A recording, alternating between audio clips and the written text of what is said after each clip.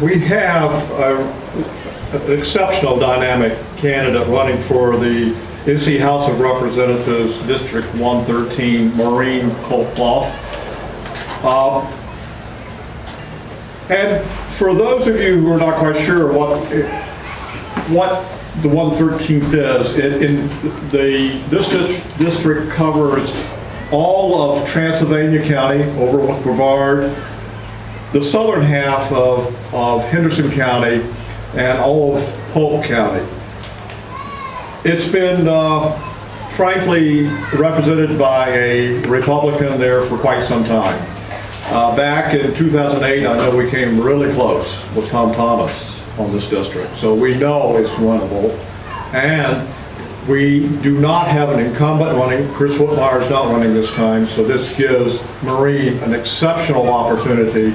And quite honestly, as anyone who has met her opponent will say, he's a nice young man, but he is a young man in his mid-20s. And here we have Maureen, who is a retired U.S. Navy captain who, for 30 years, for goodness sakes, 30 years in our service of our country in the Navy. She was a commanding officer, leading over 1,000 people, was responsible for an annual budget of over $100 million. That's amazing. She has a BA in religion and a master's in business administration, a master's in political science. She and her husband have been over there in Transylvania County for a few years now, I think, and they've been married for 36 years. So we have, I think, a phenomenal opportunity with a dynamic, hardworking candidate who's made multiple trips here to Polk County. So Maureen.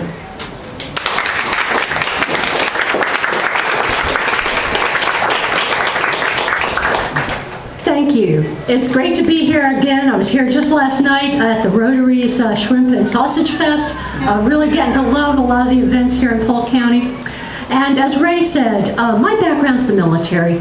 I never anticipated or planned to be a politician. It never entered my brain. But one of the things the military teaches you is it teaches you when something needs to be fixed, you don't ignore it. You don't say, oh, somebody else can take care of that. The military teaches you to stand up, take responsibility, and do your very best to improve the situation. So what I saw happening in Raleigh was that they were passing legislation consistently that was not in line with what I felt we really needed for the people in this region. And you know, I take the job title representative very seriously. That's what our person in Raleigh is supposed to do, represent the people. Not special interests, not partisan politics, but represent the needs of the people that they were elected by. So when I look at what we need, is we need to concentrate on improving the quality of life for the people in Western North Carolina. And by that I mean we need good jobs, good living wage jobs. I am so excited to see how great Polk County is doing in terms of economics, and we've got to keep that going, and we've got to get that in some of the other counties out here. But to do that, you really have to concentrate on a couple of things. You got to have good governance, you have to have good infrastructure, and you've got to really have a good public education system, because that's what companies really look for. They want to have that good quality of life.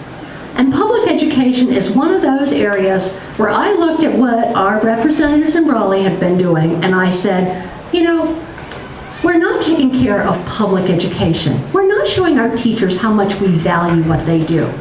And having served in the military, I understand the importance of education to democracy. A strong, educated, and informed citizenry is absolutely essential as the foundation of our democracy. So when we start undermining public education, then we're really, really undermining one of the foundations of what this country was built on. So we have got to refocus our efforts on public education. We have got to make sure that we've got adequate supplies, that we've got adequate funding so that we can pay our teachers a comparable salary, that our per student expenditure is up, we can get new textbooks. We've got to really look at what does it take to provide a quality public education for every child. That is so essential for the future of our children. Then another area I looked at that upset me was healthcare. And one of the things I looked at was, why in the world was North Carolina not expanding Medicaid? Now, I think there are two questions that a politician should be asking every time they have a decision that they should be making. The first question is, have I looked at all the different sides? Have I listened to all the different voices? Because when I make a decision, I want to make that decision from a position of knowledge. And you can't make the best decision if you go in thinking you already have all the facts, if you close your mind to listening to other people. And so you really want to make sure that you have that dialogue, even with people that don't necessarily agree with your position. And the second question is, if I pass this legislation, will it help the people that I was elected to represent? So when I look at Medicaid expansion, I took those two questions and I said, okay, I've looked at all the facts. I've gone out, I've tried to find both sides of, what would be good, what would be bad about it. And what I saw was that it creates jobs, it brings in revenue, it helps our struggling rural hospitals with uninsured patient costs, and it provides health coverage for 400,000 low-income people. So it seemed like it was a win-win situation. So then I went to question number 2. Well, why wasn't it passed? Because in my opinion, our legislators in Raleigh have forgotten number 2.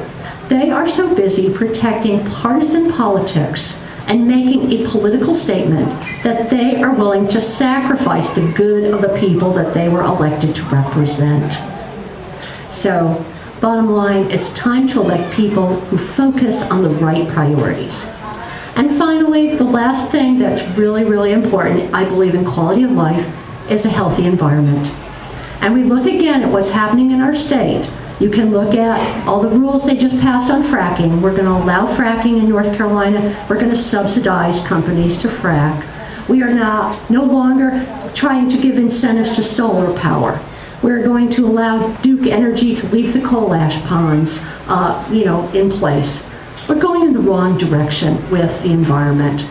The environment, a healthy environment, is critical for the health, for the well-being of our people, but it's also important in terms of attracting industry here. The two are not incompatible. So those are the different things that I want to have as priorities when I go to Raleigh. Now in the military, in the Navy, there are 3 words that they teach you. 3 words that every member of the Navy, from the 18-year-old seaman recruit to the 4-star admiral, which is the highest rank, is taught. And we are taught to live by these words. They are honor, courage, and commitment. Now, there is no honor when you pass legislation that hurts the people that you were elected to represent. And if we can hold an 18-year-old seaman recruit to these standards, I sure think we ought to be holding our politicians to those same standards.